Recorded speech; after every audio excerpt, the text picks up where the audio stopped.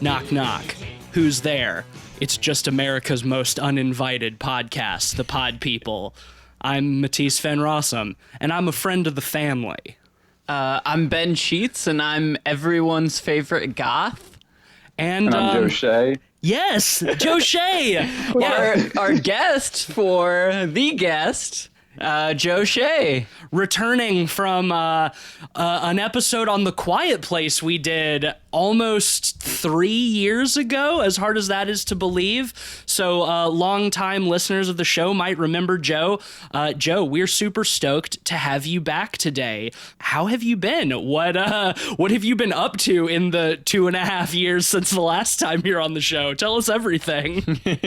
I've been not too shabby. Apart from like the quarantine business, the Milwaukee film scene's been kind of fun. I've been working on some projects. The whole thing with quarantine was like right before I had one of like the best months of my life. I went to Florida for the first time and I worked on Andrew Paul Davis's second film, the guy who made Palace, and we made Pompano Boy. I like don't even know how to explain how good it feels to work on a film from beginning to end. No hate to any Milwaukee film out there, but like shit takes forever to get done, which is rightfully so. So we were able to get everyone together. So that was dope. And you got all the production done before COVID started, or before it really kicked off. Yeah, dude. Yeah, we knocked it Nick out of time. in a month. I think we had like, I want to say almost like 30 shoot days or something like that. We're in color lock right now and just fine tuning some things, and then we'll see what happens.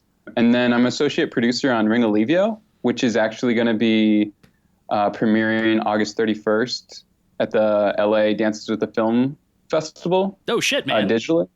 So that's kind of dope. But like, other than that, as exciting as all those things, quarantine has been so quiet. So to do a podcast, to rewatch a great film and like reconnect, it was pretty dope. Hell yeah. Well, we're super glad to have you back. I wish we'd had you back sooner, because 2.5 years is way too long. But let's get into our movie for the week. As Ben intimated, we are talking about the 2014 film The Guest, directed by Adam Wingard and written by Simon Barrett, and starring Dan Stevens, Micah Monroe, Brendan Meyer, and Lance Reddick. And it is a film about a mysterious stranger who shows up at a family's house saying that he was a friend of their son who was killed in the Middle East. So I'm going to put this out there. You know, I think we've said this plenty of times for past movies, but the less you know going into this, the better. I think there's such a charm to a first watch of this movie for very particular reasons that we'll get into. yes. I think if you haven't seen this movie, just go watch it and come back. It's on Netflix. It's been on Netflix for as long as I can remember. They never seem to take it off. Definitely, I agree with Ben on this one. Go check this one out before listening to this episode. I don't think you'll be disappointed. But Ben and I rewatched this a few days ago. But Joe, you said you just finished your rewatch like 15 minutes ago.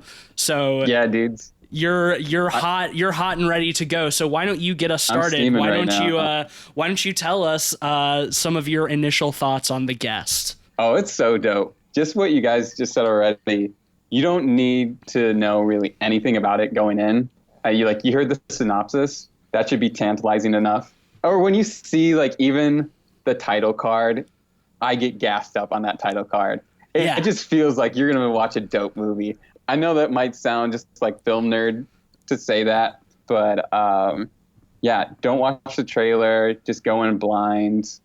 You just have a fun time. This was actually the gateway movie into, I don't know if soft horror is a right term for it, but I told Ben and Matisse that I was so scared of horror movies, and this was like, yo, we got a movie for you. And then we watched The Guest, and it just blew my expectations out of the water. It's a fun time. Yeah, well, you made a good point, because this movie definitely just oozes with style from front to back. You know, I think the style is one of its biggest, absolutely, traits. It takes a fairly simple story and just elevates it with these cool neon color palettes, this amazing, very goth electronic soundtrack.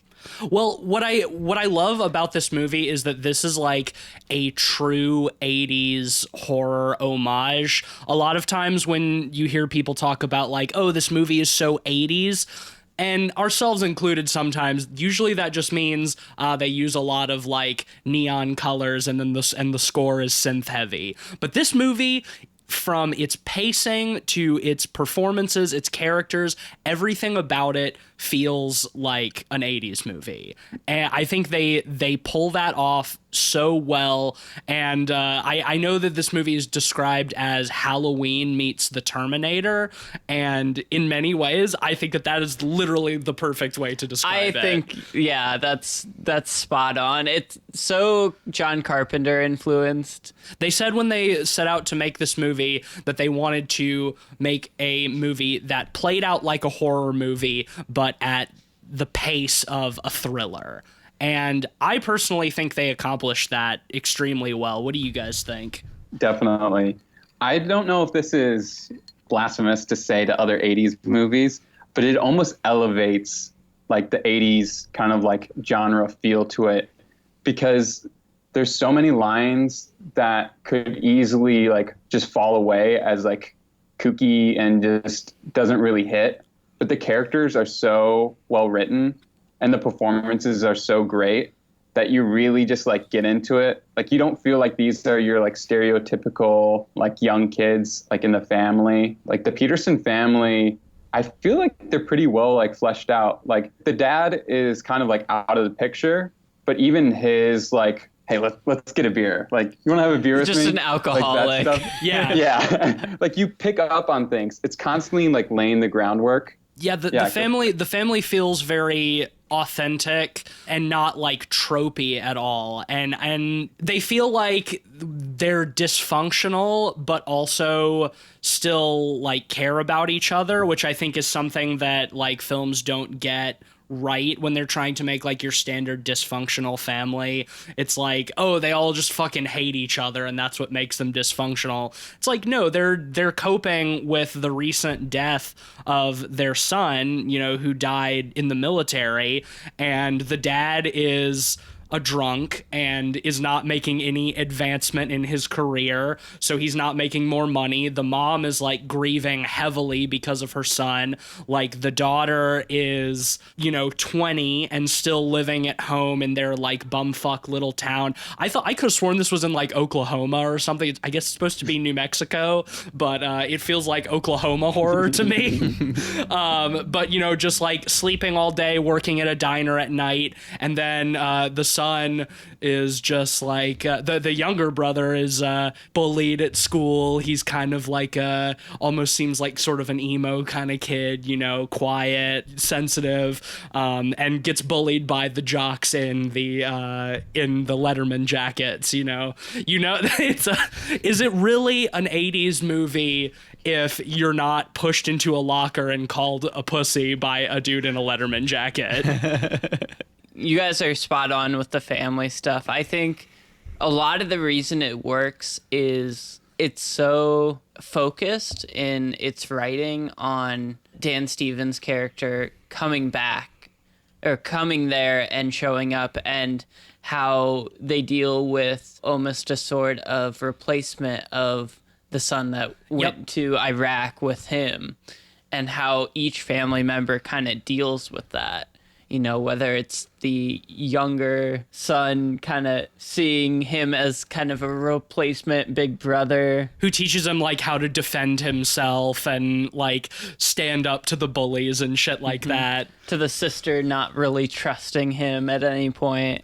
But then he smokes a blunt at the party and she's like, oh, okay, yeah, he's actually pretty cool. Comes in with 2 kegs nonchalantly. Oh my God. Yeah, I love that shit. He just like walks in, one keg on one shoulder, the other in the other hand, and just like everyone's like, oh my God. This sort of like intense dreamboat, like handsome soldier boy, you know, just coming in and trying to make everybody's life better, but then not really.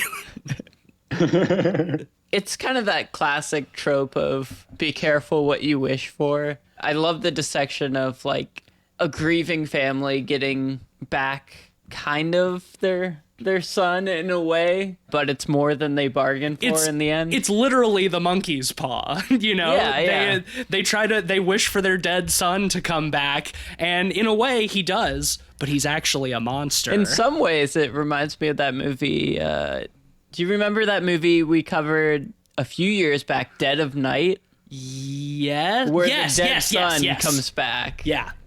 It's that same type of trope of at what cost? Right.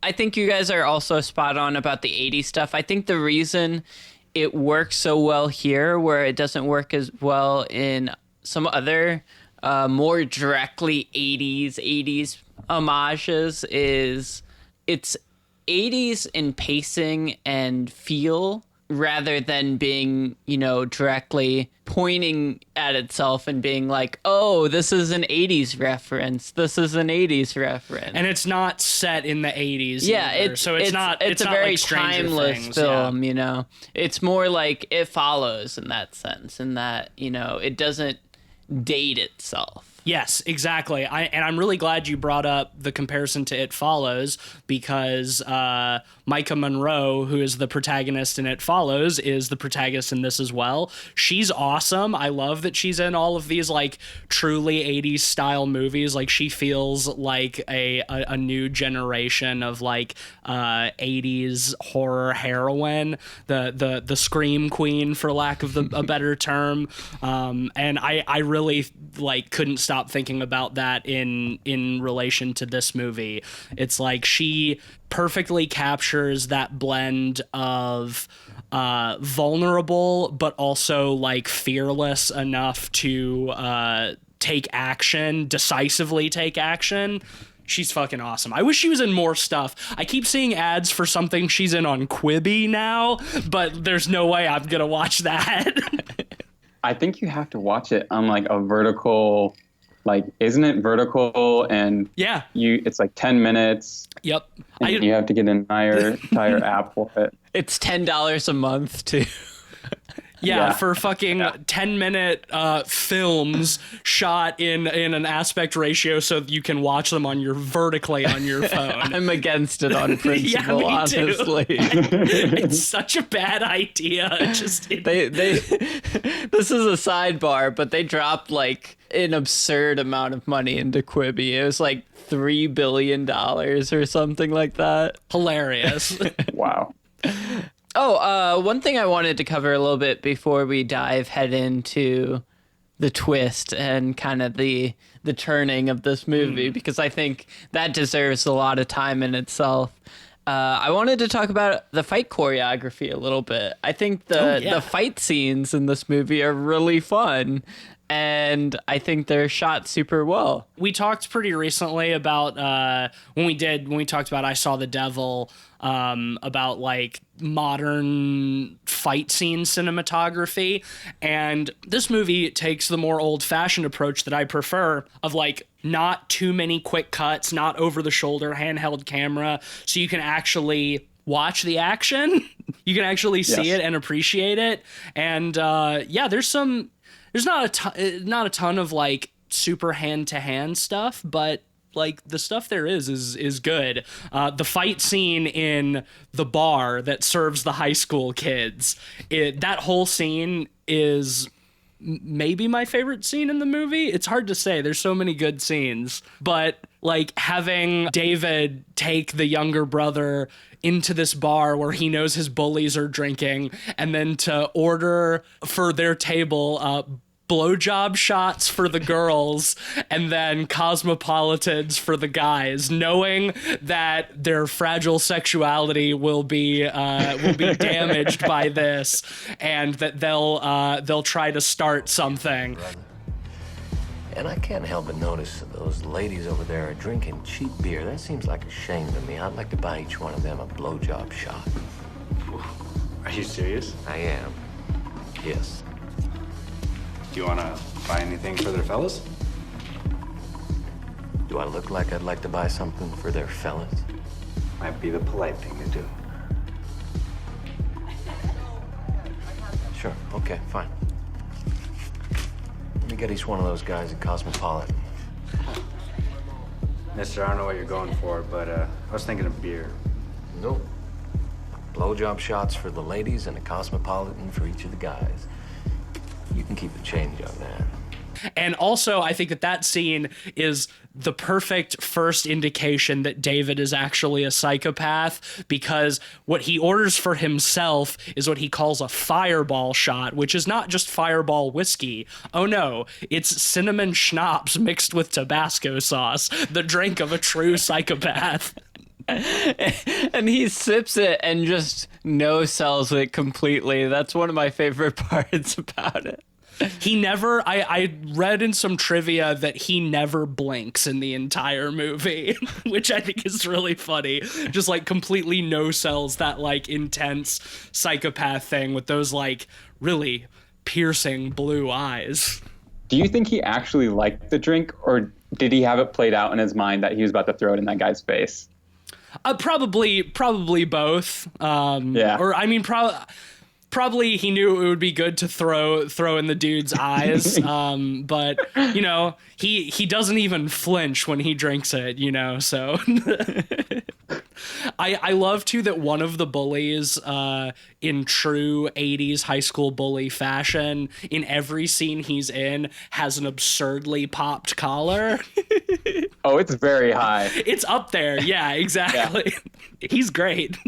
All of the bullies are kind of campy, which is a good theme of this movie, is just a general sense of camp. Things are a little over the top, but extremely. Yeah, but they're played off in such a straight-faced way that it doesn't feel like the filmmakers are trying to rub in your face like, hey, this is campy, remember the 80s. It's doing camp as films in the 80s did. It's playing it sincerely, but doing it like with such confidence and balls that you know it's intentional. How does the tone of the film strike you, Joe? How do you feel like it balances like the serious with the fun?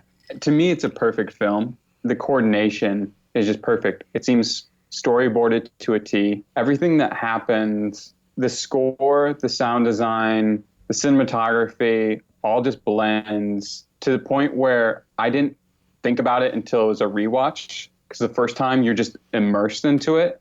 But the second time, I was just noticing how they were, I don't even know. I like can't comprehend how bananas good it is. I don't know if it was the best idea to watch it right before, because I'm just like geeked on it right now. So I sound like a fanboy. But hey, the balance is great. Good.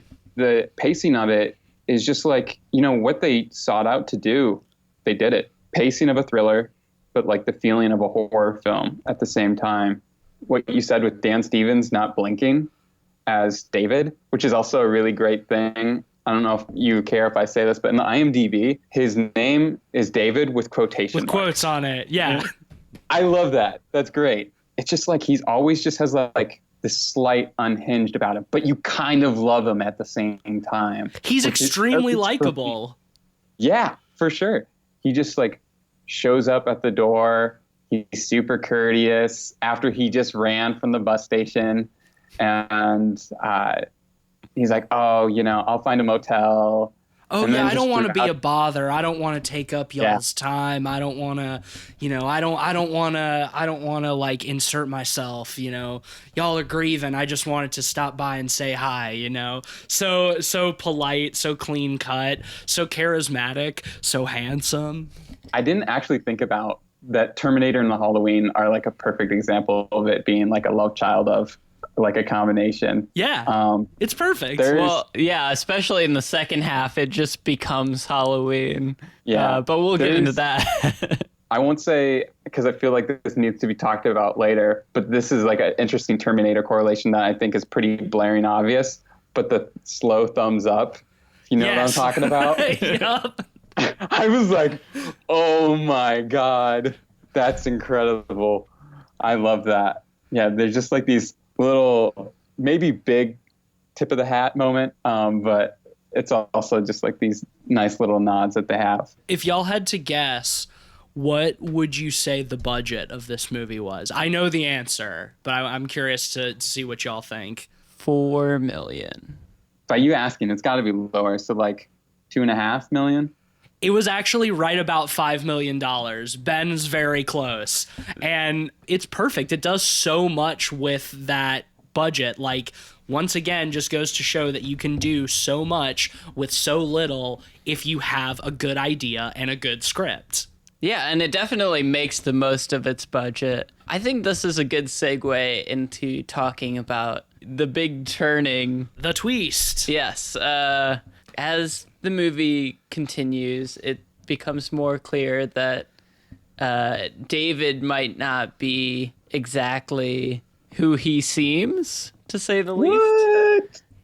At one point, Micah Monroe's character calls the base where he was stationed with her brother to ask about him. They cut to a military command center, and the computer says, what does it say? It says, like, call this corporate office immediately. Like KPG or something. KPG, which is apparently a running motif in some of Adam Wingard's other films, is KPG as like a corporation. Yeah, and we learned that David is the result of some mysterious, vague, like, super soldier project between the military and an evil corporation.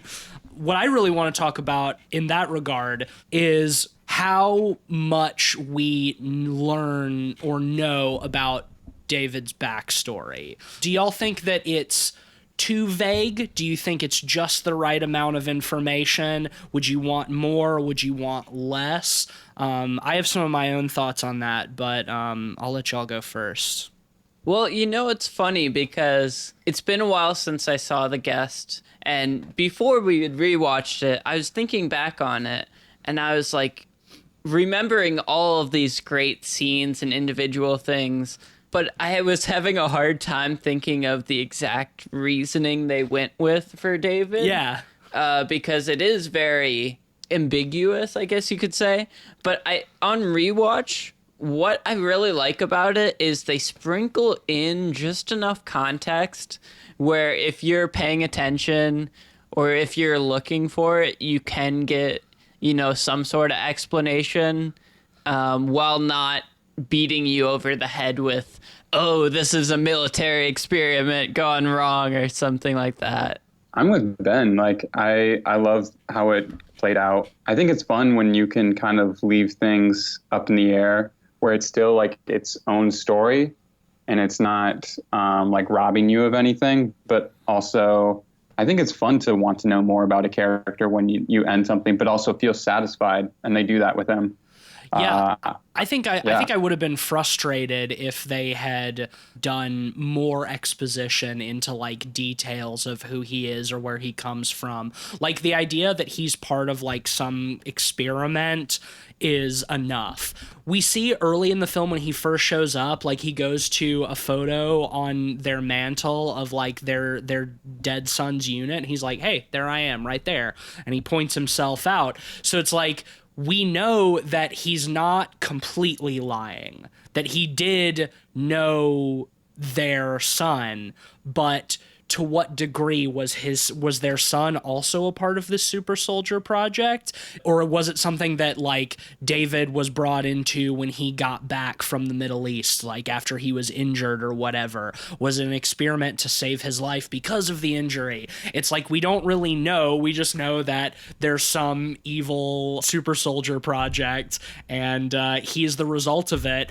And I love too is that we don't even get a clear answer on whether he was a psychopath before the experiment or if the experiment made him a psychopath. And I love that. I love not having those answers.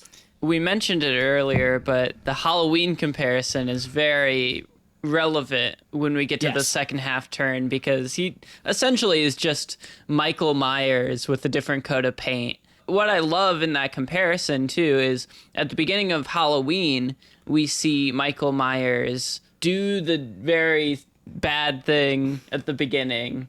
And, The murder. we see the murder. We see his actions directly. And in this, it's somewhat similar. Instead of backstory, we get scenes of him acting very violently towards others. Yeah. And we don't really completely connect the dots until the turning happens and Lance Reddick appears. I really love how they introduce Lance Reddick during that turning, because he's such a great actor, but he's an actor that if you didn't know he was in this movie, you probably wouldn't expect him to show up. I'm not gonna lie, I completely forgot that Lance Reddick was in this movie until we rewatched it, and seeing him was such a delightful surprise. You're like, oh yeah, apparently in the original cut of this movie there was no indication about like the super soldier project until Lance Reddick shows up at the house later with the military police dressed as Neo from the Matrix. And the test screenings, people were like, what's happening? Where did this guy come from? Who is this guy? So they went back and added in those couple of little scenes of like him at KPG or whatever, and being like, you've got to get me out there right now, and if anybody asks about it, make something up. We can't let this news get out. I love that shit. It's like the perfect level of over the top for like evil military project. Yeah, he's fantastic too. When I first saw this movie, I went in super blind and I didn't know he was in this. And I just about squealed when I saw him, He's such a great character actor. And, whether it's from The Wire or from any of his other countless appearances, he just steals the show every time. That's really interesting, though, that they added those bits of context after the fact. Yeah, because they originally just had him rolling up at the house with all of these soldiers, just totally unexplained. And part of me kind of loves that, but I don't hate the context that they added to it. I think it's just the right amount. It's still vague enough, but you can tell what's going on. Yeah, it doesn't over-explain anything. I love how the scene when Lance Reddick appears is shot. He shows up to the house and the mom's outside asking questions, and you have this what are they called, drying racks or clothesline. Yeah, clothesline. They have this clothesline with a big white blanket on it, and you just see the white blanket kind of sweep up, and David is standing there and he drops the basket he's holding. It's so well shot. It's great, and it is also evocative of the beginning of Halloween when Jamie Lee Curtis sees Michael Myers in her backyard, and then like the sheet on the clothesline blows in front of him and then he's gone. It's kind of like a reverse of that. It's like he appears behind the sheet and then fucking pulls out his gun. I love that shit too, because the soldiers waste so much ammo just absolutely annihilating the house. They have no idea who else is in the house, how many people are in there. They just see him go in there, so they just stand outside dumping bullets into the facade for like 5 minutes. That kind of ties back into what you said about the fight choreography, because even as brilliant as the bar scene, I think that fight scene is the one that I love because you really get to see Dan Stevens' expressions. Yes. Like when they pull out the, what is it? Like the LMG, some sort of RPD kind of gun, well, you know, guns, war shit. Yeah. They pull out that big gun and he looks and he like shows the most human. He just like mumbles to himself. He's like, and like rolls his like eyes and just darts. And then they just continue lighting up the house. But you just get so much of that. And, you know, there's no shaky camera stuff. And it just plays out really well. And I really love that laundry sheet thing. His delivery on everything is so perfect. I'm so glad you brought that up because Lance Reddick tells Micah Monroe that David is programmed to clean up or, you know, get rid of any evidence if anybody knows who he is. So it's like, even if he wanted to, he probably couldn't stop.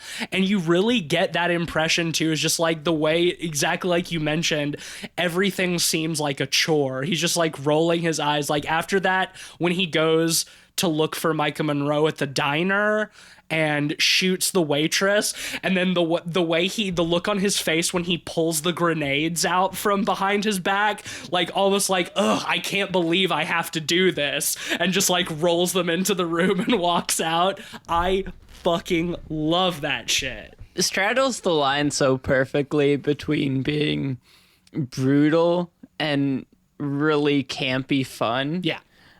Because, you know, he is turning into just a horrible monster in front of your eyes. You know, he kills the mother by stabbing her. Yep. The death of the dad I find very entertaining, where he just rams the car into the dad's car. And you even get the fact that he didn't realize that it was the dad. Yeah. Like, because when he pulls up on him, he's like, are you kidding me? Exactly. Like, It's not like, kill oh, the fuck, mom. I gotta kill Now him I see too. you. And he's just like, dude, shoots him and walks away. He's And like, just, I'm really continues sorry on. about this, sir, and just shoots him and walks away. Oh, yeah, that shit is so funny. Like, I don't know why he purposely crashes his car into the dad. But it's fun. I don't care. You know, he just... See, I've read that as he knew who it was. He just thought it would kill him immediately, and he was surprised. Oh, okay. when I could see that. That could be, yeah. I mean, I guess saw it he would recognize the dad's car, huh? Like he's been living there for a few days at least, so I could see that. Yeah, He's just surprised that he lived through a head-on collision. It's so over the top, but I love it so much. I will say my favorite scene of the movie is shortly after that, where they go back to the high school. yes, the climax, the final showdown. Yes, with the sort of funhouse prom. It's like setting up. they do like apparently their school does like a Halloween dance or whatever, and they set up like a haunted house maze. And all I could think about during this is like, my high school never did anything nearly that cool. Like, I wish. I fucking wish. Like the decorations, like the maze, it's all fucking, it's sweet, you know? Like my high school never did anything that cool. Yeah. I love the mirror maze they have. It's such a perfect set piece for something like this, and it's used perfectly in this movie. Well, I mean, just everything about that final confrontation scene is so perfect. The brother is there because he gets detention for fighting, you know, so he's there setting up the decorations. So that's why Micah Monroe and Lance Reddick go there, and David follows them. But we know that Micah Monroe, in true 80s fashion, has a penchant for making people mixtapes of, you know, synthwave music. Yeah, well, it's all like dark goth EBM stuff, which I appreciate because, you know, it's not just regular synthwave. It's like specifically like darker sounding stuff. Well, the soundtrack, we can just divert a little bit to talk about the soundtrack because it's fucking awesome. It's all like dark synthwave stuff, and like they've got a couple of like Survive tracks in there, a couple of DAF tracks, which apparently aren't on the official soundtrack. I don't know why, but that shit's really great. All of this cool, dark 80s style synthwave. And at one point, Micah Monroe makes a mixtape for David because he asks for one because they're driving home from the party and he's like, hey, I like this music. And she's like, you like this music? He's like, yeah, it's cool. Can you make me a mixtape?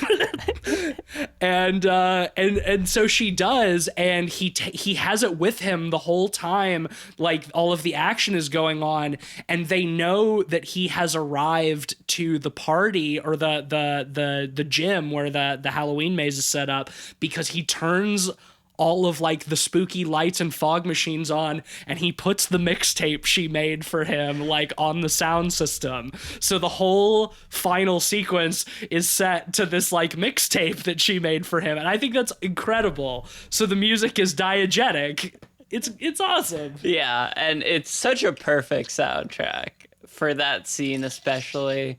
I love the use of fog machines closer to the end of that scene. Yeah. Did y'all catch the little Halloween 3 Easter egg in that scene? No. In the background of one of the shots, they have paper cutouts of the 3 different silver shamrock masks from Halloween 3 Season of the Witch. Oh, that's super fun. I didn't catch it the first time I watched this movie. This time I was like, hey, wait a second. Something too that was really fun about the music, and I don't think you can get away with it other than like that you see that he's playing the mixtape, is the songs actually end and another song starts up. Yeah. Like through it. It just works. It's so cool. It's just like ends, another song starts. And you really feel like you're there. And wow, man, I really dig that. It's such a perfect way to highlight multiple awesome tracks of music too, because they all work perfectly. They're all queued up really perfectly to the action of that climactic scene. Yeah. I mean the soundtrack just in general, and they do a lot of it, so a lot of it in this movie is diegetic, which I think is really cool. I always really like when movies do that. But like the soundtrack for this movie is god tier as far as I'm concerned. It does not have any bad tracks or bad artists as far as I know. Agreed. Should we just talk about the ending here? Oh, well, before we do, I think what is an interesting narrative decision in this movie is how the younger brother kind of for a little while becomes like complicit, because Micah Monroe tells him, she's like, hey, I think there's something wrong with David. I think he killed Dad's boss. I think he killed our friend, the guy who he shot at the quarry. There's something like not wrong. I need you to help me like investigate him. And what does the brother immediately go do is goes right to David and tells him like, hey, my sister's looking into you. She thinks you killed a bunch of people. And just for the record, if you did, I don't really care, you know, because like you wouldn't hurt us, right? And it's like, no, you dumb idiot. Now he knows that you know, so he has to kill you. And how even for a while he doesn't believe Micah Monroe when she's telling him that like David is killed, like he's coming after us. The brother's like, no, he just wants to kill the military guy. He wouldn't hurt us. And she's like, you idiot. He killed Mom and Dad. It's like, oh, damn. And so then we get that nice callback to David telling the younger brother, like, don't ever let anybody pick on you, because then you make yourself a victim and everybody will take advantage of you. And he gives him the fucking butterfly knife. And so he takes David's advice at the end and he doesn't let anybody pick on him, and he stabs the shit out of him with that butterfly knife multiple times. And I love when David is just like, you did the right thing. I'm not mad at you. This is what I would have done too. It's almost like And gives him a thumbs up too. And he's just like, good job. as he's lying on the beautiful. ground next to like these bales of hay with little plastic gravestone markers on them that says R.I.P. as he's being covered by this like gentle sheet of fog, and he just does the slow thumbs up. It's so fucking funny. Before that point, when he was telling the brother this, he was saying it from a point of like brotherly advice. Yeah, exactly. And at the point where, you know, he's given the thumbs up, it's clear he's a psychopath. So a psychopath being proud of you really rings differently than you know, your brother figure. It's true. You did it. Joe, you looked like you had something you wanted to say. Just that the brother deciding to side with David worked really well, because it was just right after he was about to get completely kicked out of the school for the fight. Mm-hmm.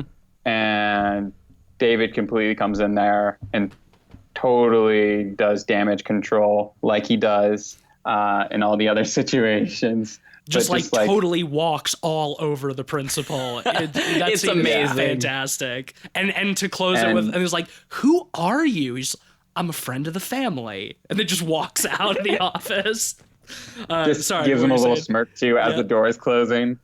It's so good. And yeah, it's just like all these things that are leading up to it. And just like realizing this is like what, a 15-year-old kid in high school who has no friends really besides like his online buddies. What is the kid's name?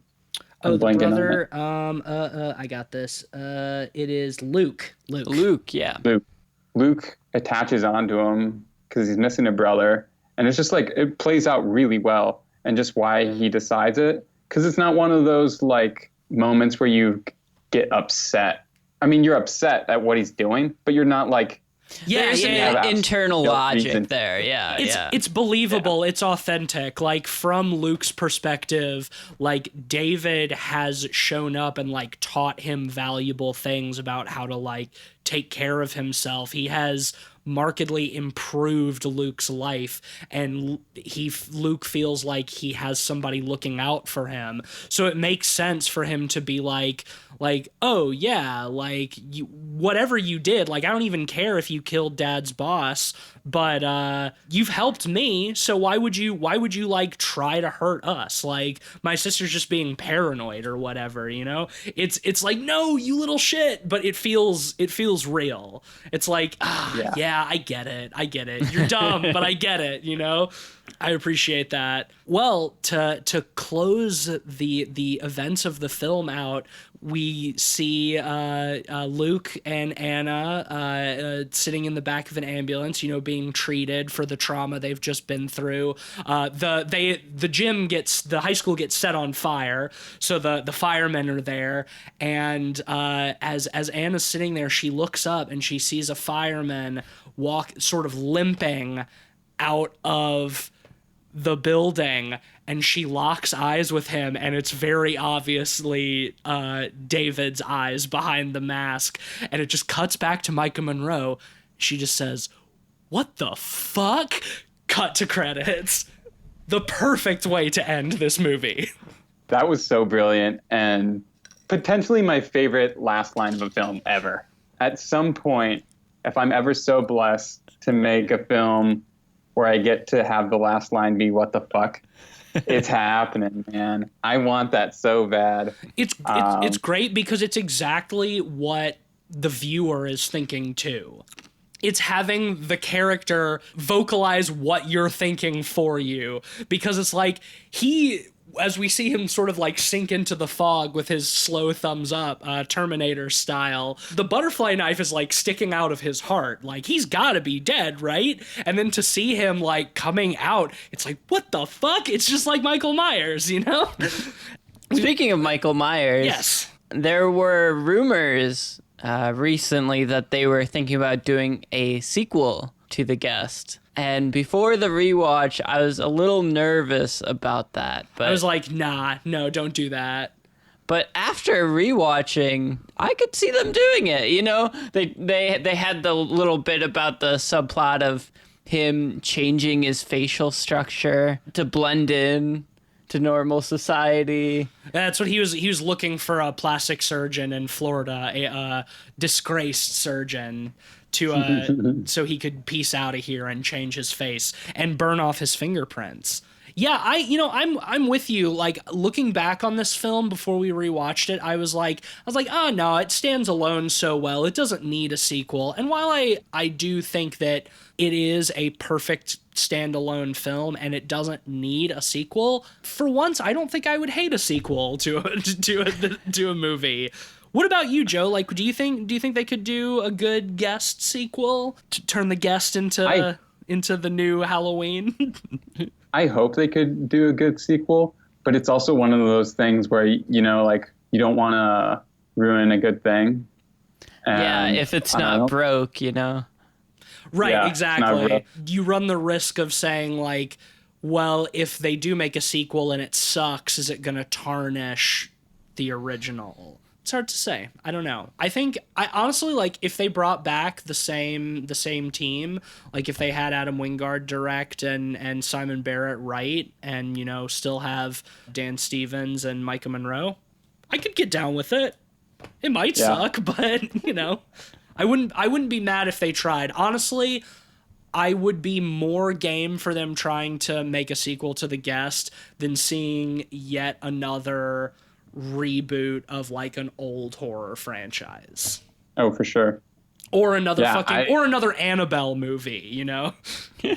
On a side note from The Guest, Stranger Things was a show that I wanted to be one season and done. Like, yeah. And I think we would have a completely different perspective on Stranger Things if it was one season and done. Totally. Because then it became its own weird whatever. Not to say I didn't enjoy season 3, but, like, The Guest getting a sequel could completely, even so, going on to Halloween, even though Halloween's gotten a bunch of however you feel about those sequels, I still think Halloween stands alone on its own film. I don't think anyone discredits the first film. Yeah, like, a part of me thinks, like, you know, if you got a chance to make another one, I think it could be pretty dope. I think that it still has potential. I don't think that they've run the premise dry in a single film. It doesn't need to continue, but yeah, you know, honestly, from both perspectives, that's a great point, because I haven't seen a lot of the Halloween sequels, and in many ways do kind of consider the original a standalone, at least until, like, the David Gordon Green one that came out a couple of years ago, that I thought carried on that legacy pretty well.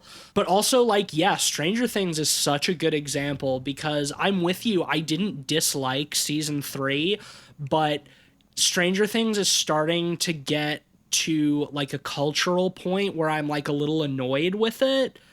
It becomes stale after some time. It's like I didn't have a bad time watching season 3, but it's like all of the continued hype around it and just, like, it being, like, always the hot pop culture thing is like, ooh, Stranger Things, new Stranger Things season. So all we're going to see about online is Stranger Things for a month until everybody forgets about it until next year.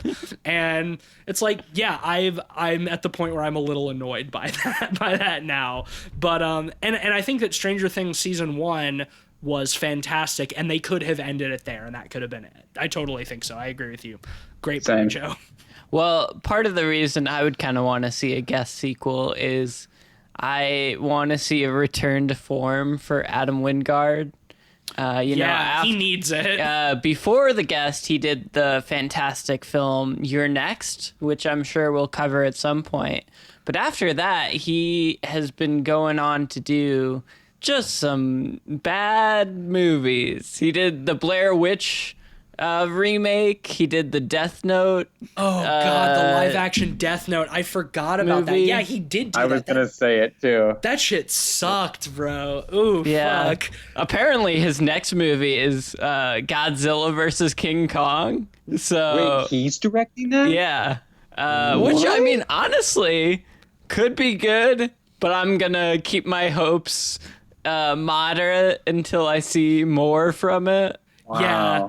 I didn't love the most recent Godzilla movie. Kong Skull Island was pretty decent.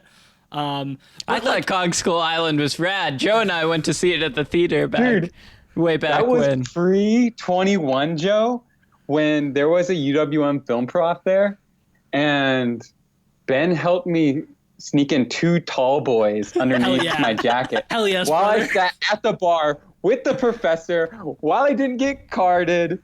It was sweet. And we paid for... See, iPick is pretty much closed, so they can't fuck us over on this. We paid for the very front row seats, which suck at iPick Theater, and they're like $10, and the other seats are $20. And so me and Ben went to the very back row, and then as soon as like Kong started fucking up shit, we just ripped those tall boys. Waited to the loud boom and the sound effects. Dude, sneaking beers into movies is the funniest thing, and I fucking love it because you always have to wait for a moment to crack that shit open. Sometimes I'll go to movies and I'll hear people fail at that. Like they'll like wait until a really quiet moment and I just hear like a can crack open. I'm like, dude, come on. Honestly, if A Quiet Place 2 ever comes out in theaters, if that ever happens, they don't just toss it onto VOD. We should make that a challenge as we go to the movie and see how many beers we can drink and get away with, because I feel like that movie there's gonna be almost no moments to subtly crack open a brew. Oh, holy shit. If you want one more quick drinking story and tying into A Quiet Place. Of course. I was sitting next to you when we were watching Quiet Place, Matisse, and I had a little vodka bottle, and I cracked it open, and I heard you go, and you like looked over, and you saw me like have a little bottle in my hand. You were just like, I don't think that's water, and you're just like looking over. Hell yeah, bro. I had totally forgotten about that. I mean, fuck, back in those days, I was bringing flasks to the movie all the time. Like, just about every time I went to the movie theater, I'd bring a flask of something with me. It's just, no, movies are more fun that way, you know? 100%.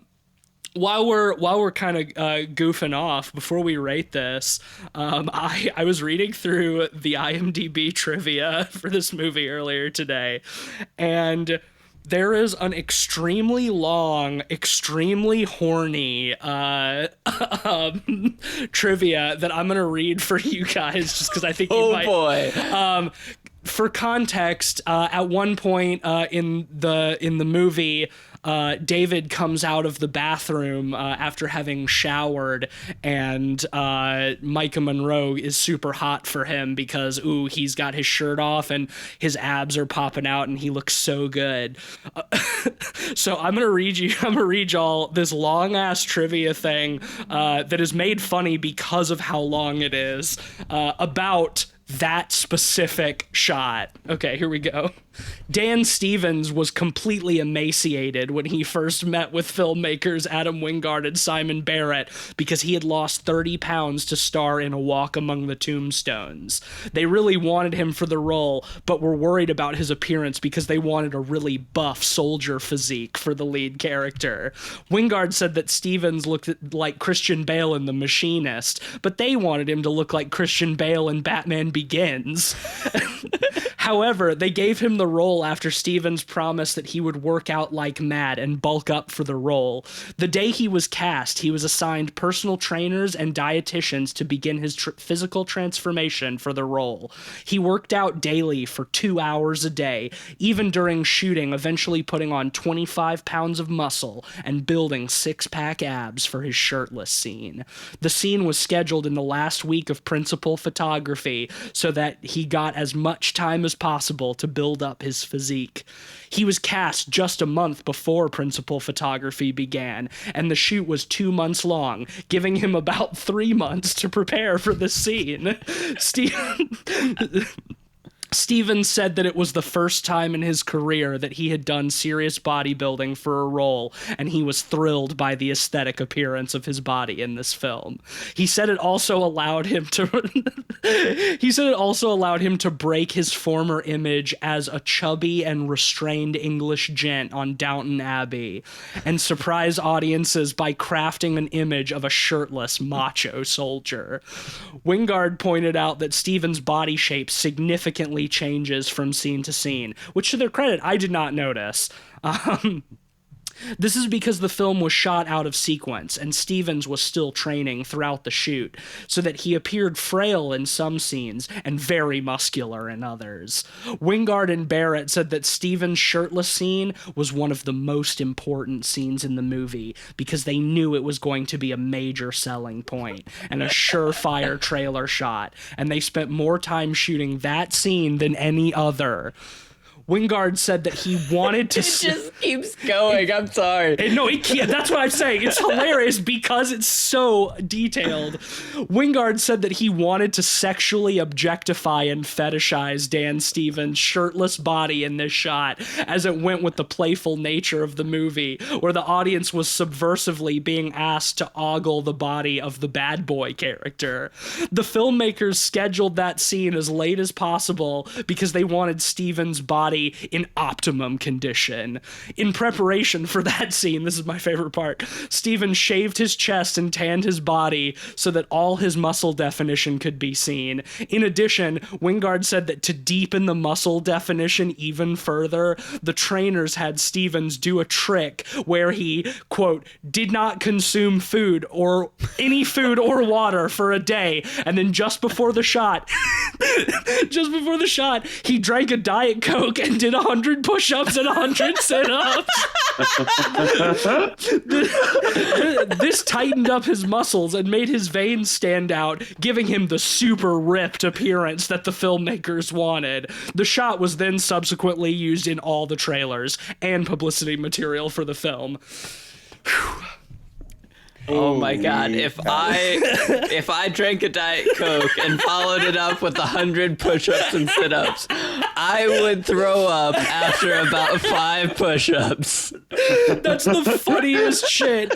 That they're like, okay, we have to schedule this scene for the very end of the shoot because we need our man to be in optimal ripped physical condition. I love how they describe that as he did a trick where he didn't eat any food or drink any water and then drank a Diet Coke and did 100 push-ups. That one cool trick that'll give you 6-pack abs. Doctors hate this man. Oh my God. So, that's like a really fucked up Diet Coke ad right there. Yeah, right. I feel like it's there. Honestly, if they turned that into like a Diet Coke ad, I would probably go out and buy a Diet Coke just for the bit, even though Diet Coke is gross. But I just love that, like, how long that it's the longest trivia thing for anything on IMDb I've seen, and it's about like the hyper specific details of shooting a scene that is shorter on screen than it took me to read that. Yeah, by a significant margin, where he just comes out of the bathroom and is not wearing a shirt, and Micah Monroe gets all hot and bothered by it. Very strong, horny energy for sure. Mm-hmm. Mm. Well, our show has been very horny lately, so I thought I would continue that trend and dive really deep into the trick of drinking a Diet Coke and doing push-ups to get a 6-pack. All right, boys. Are y'all ready to rate this thing? Let's do it. Okay. So, some of our listeners may be wondering, where's Cleveland this week? We haven't said anything about that. Well, he got pulled away last minute for he work, was work stuff. No. Actually, well, you're not supposed to talk about it. He got pulled away for work stuff, right? He left me a note. He wanted me to read it. He said it says here. Let me uncrinkle it here. If you are reading this, I was consumed by the sponsor shelf. Please for the love of God, send someone to Boise, Idaho on October 24th and tell them the big boy sent you and you're looking for the amulet. The amulet is the only thing that can save me now. Please, for the love of God, save me. It's very damp in here. My social security number is... Well, yeah, before Cleveland got consumed by the sponsor shelf, he did actually watch this movie, and he, as his dying wish, asked that that we still give his rating even though he's not here.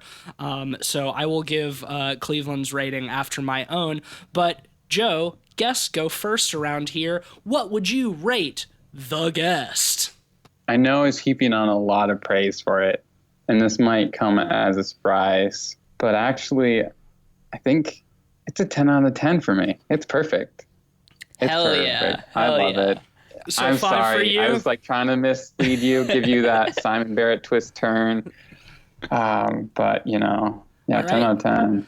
So, Ben, so that'll be a perfect 5 out of 5 for Joe. Yes, I am fully in agreement. This is one of my favorite horror movies of the last decade. I love this movie so much. I think it's incredibly entertaining, incredibly fun. The soundtrack is awesome. And yeah, I have nothing but praise for it. This is a 5 out of 5 for me as well. Yeah, it was even better on a rewatch than the last time I saw it. I couldn't believe like how much I enjoyed it even more than the last time. And yeah, it's gonna be an easy 5 out of 5 for me as well. I think this is a sleeper hit. I think it's massively underrated. I never hear anybody talk about this movie. And I think that the more people who see this, the better. And for those listeners who know what Cleveland's into, it should not be any surprise that he also rated this a 5 out of 5. So that's a unanimous perfect score for the guests across the board. So it will join the hallowed halls of the Golden Pods where it rightfully belongs.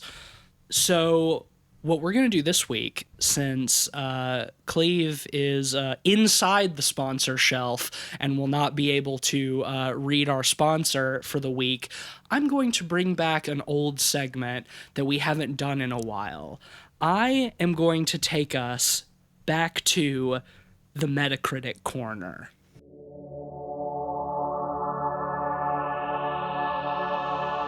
You freaking bricks! When will you learn?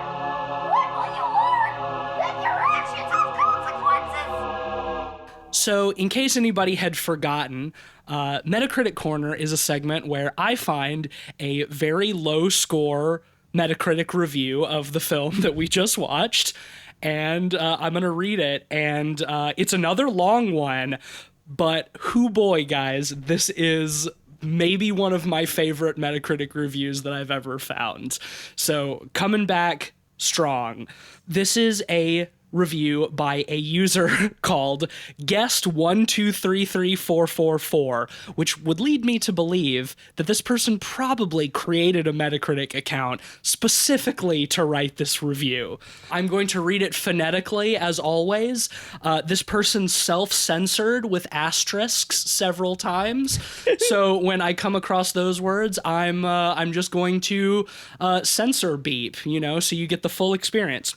Here is Guest1233444's review of The Guest. The first part of the movie was great, like really great. The feel-good, one-word, feeling was totally there. Now, when I realized he was a bit shady, our main character, I kinda got the feeling of how this was gonna go. Now, the movie still keeps me hooked up until our little princess wants to investigate by herself. First, this military lady hangs up, for so to Google the guy just seconds later. It took her literally 2.5 sec to check him, and she says, "I'll call you back when I have some information." Not to mention how she forgets to warn about this dangerous man. And by the way, that cringy-ass message on the screen, come on, that triggered me. A lot of more police work made by this girl causing our shady guy to realize, depressing. And then comes the cliche super secret operation, which is all one word, super secret operation. Kinda. Our super agent manages to do some super agent magic, and boom, he is on his way. Fair enough. The action scene is so damn depressing, I considered pressing stop and leave. Seriously. No creativity. The agents either got told to look like complete ups or didn't know how to handle a gun. Unrealistic reaction time, one word, from our fellow contractors too. Car breaks garage, agent looks in the window, looks at the garage, realize our super dangerous man is in the car, which now, by the way, is outside. Stopped and gun points toward him, tries turn, contractor dramatic death. What professional contractor even uses full auto and managed to empty their mags at the exact same time? Bro, these people would have died to a pig in Minecraft. I know there are those who would fire with the "it's a movie" bull, but I looks like a Bollywood homemade amateur epic gangster war about some sugary. Obviously our guy makes it out alive and fix a few things.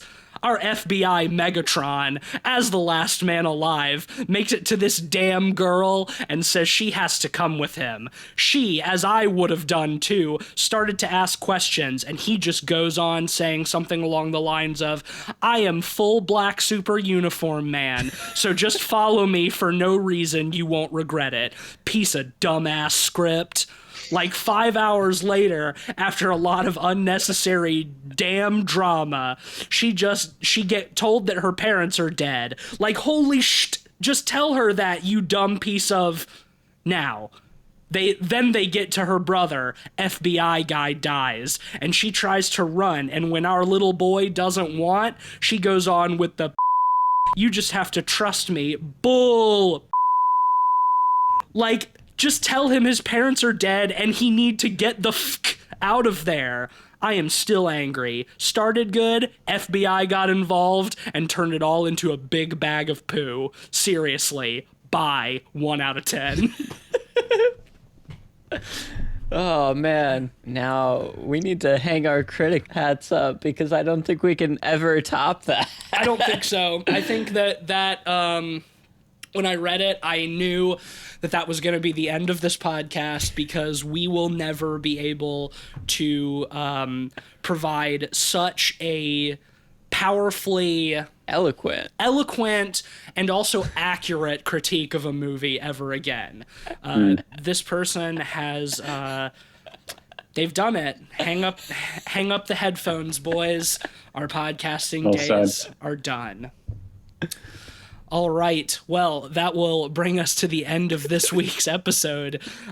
Next week, Ben, it's your choice. Tell us a little bit about what we're going to be watching. Yeah, we're going to watch this new 2020 movie.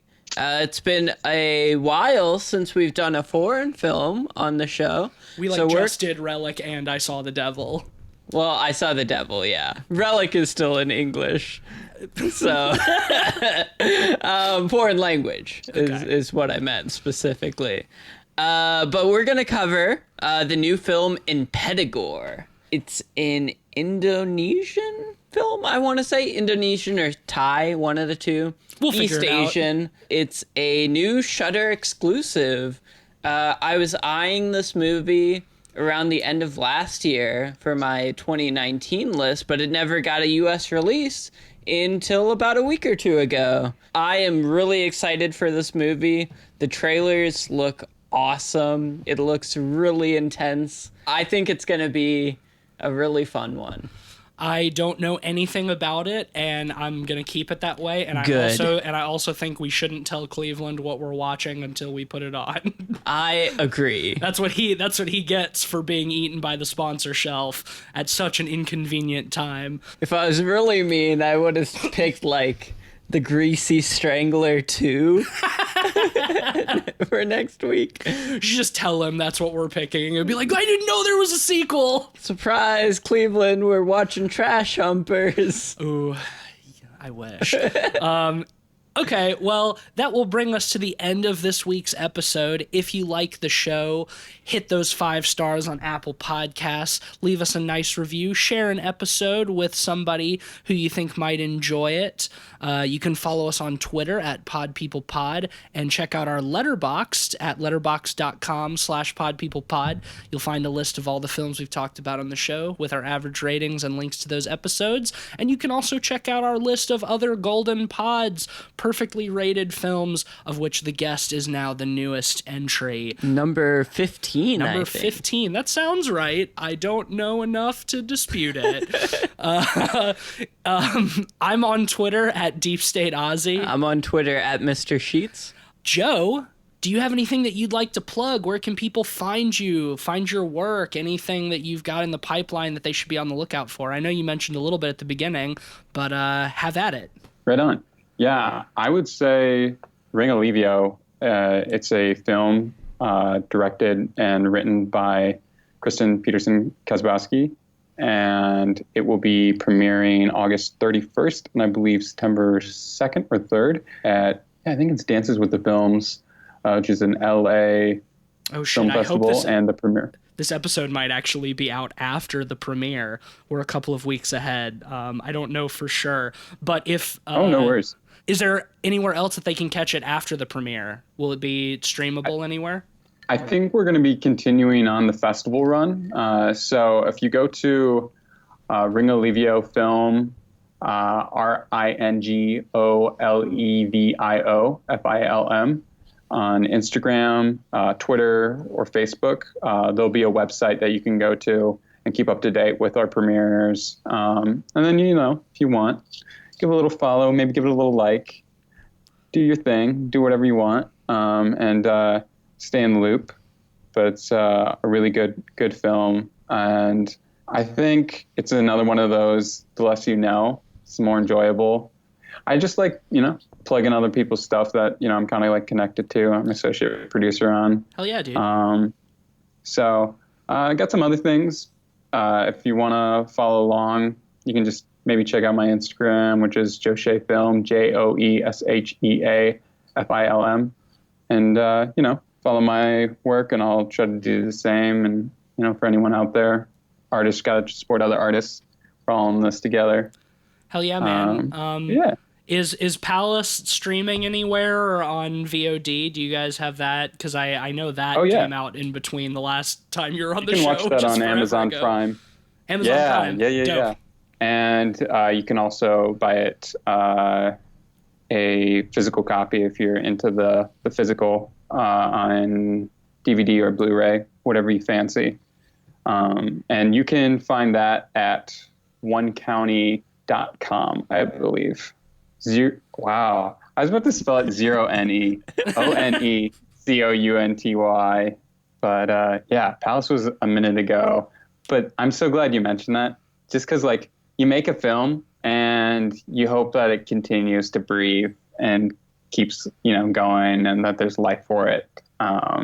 Following festivals and things like that. Oh yeah, there's absolutely nothing wrong with plugging old work too, or older work if you still want people to see it. So yeah, definitely, we're happy to do that. I'll do Cleveland's little shtick since he's not here. Check out our game It Stares Back, which is in early access on Steam. We are continuing to work on the next chapter, which we are very excited about and hoping to release soon. You can find that on Steam at It Stares Back, and you can follow the random few and far between things that Cleveland tweets about it on Twitter at Light Arc Studio. So check that out as well. And, check out his art station too. Get him to draw you some D&D characters, all that jazz. But all right. Well, Joe, thank you so much for joining us. This was a fucking blast. And let's not have it be another 2.5 years before we have you back. All right. Agreed. Thank you so much for having me. All right. Well, Absolutely. everybody, thank you for listening. Until next time, if a handsome, beautiful, ripped stranger ever knocks on your door, maybe, Tell him to eat dirt. maybe just don't open the door. Tell him to eat shit and die. Good night.